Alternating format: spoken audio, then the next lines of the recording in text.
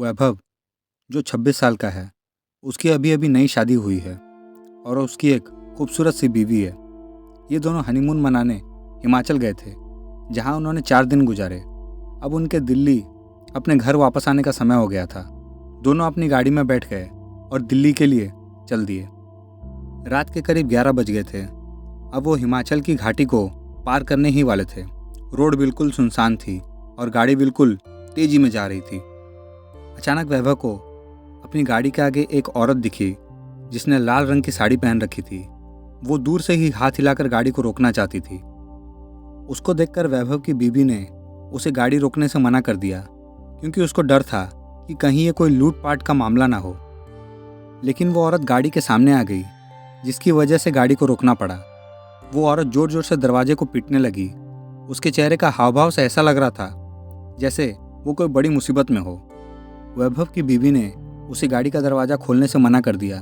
उसने कहा कि ये कोई चाल हो सकती है, हमें बाहर नहीं जाना चाहिए। पर वैभव ने बोला कि अगर सच में ये किसी मुसीबत में होगी तो, और उसे हमारी ज़रूरत हो, क्योंकि उसको देखकर लग रहा था कि वो किसी अच्छे घर की थी। ये बोलते ही वैभव ने गाड़ी का दरवाज़ा खोल दिया और बाहर आ गया। वो औरत घबराते हुए बोली, प्लीज़ प्लीज़ मेरी मदद करो।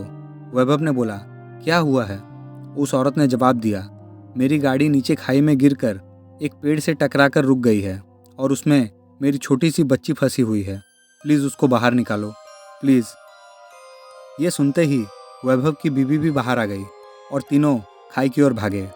उन्होंने देखा कि वो गाड़ी थोड़े नीचे एक पेड़ से टकराकर रुक गई है।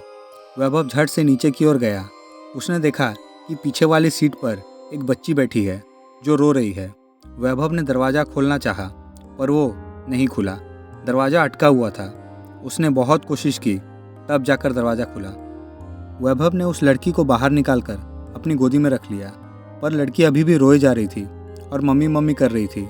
तभी वैभव की नज़र आगे वाली ड्राइविंग सीट पर गई, जहाँ उसे कोई बैठा हुआ लगा। लेकिन आगे वाली गाड़ी का शीशा धुंधला था, तो साफ नज़र नहीं आ रहा था। वैभव ने अपने कपड़े से शीशे को साफ किया और जो वैभव ने देखा, देखकर उसके पैरों तले जमीन खिसक गई। उसको विश्वास नहीं हो रहा था कि अचानक ये क्या हो गया। उसने देखा कि आगे वाली सीट पर कोई और नहीं, उस बच्ची की माँ थी, जो मदद के लिए वैभव को बुला रही थी। उसने देखा कि वो औरत के माथे से खून निकल रहा है और उसकी मौत हो चुकी है। वैभव की पत्नी ने वैभव की हालत देखकर झट से उसके पास आई और वो भी मंजर देखकर हैरान रह गई। ये देखते ही वैभव और उसकी पत्नी पीछे की ओर दिखे, जहाँ वो औरत खड़ी थी, पर अब वो औरत वहाँ नहीं थी। वो वहाँ से जा चुकी थी।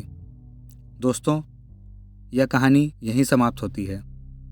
अगर कहानी पसंद आए तो चैनल को लाइक, शेयर, सब्सक्राइब ज़रूर करें। ये कहानी मरने के बाद भी एक माँ की ममता को दिखाती है।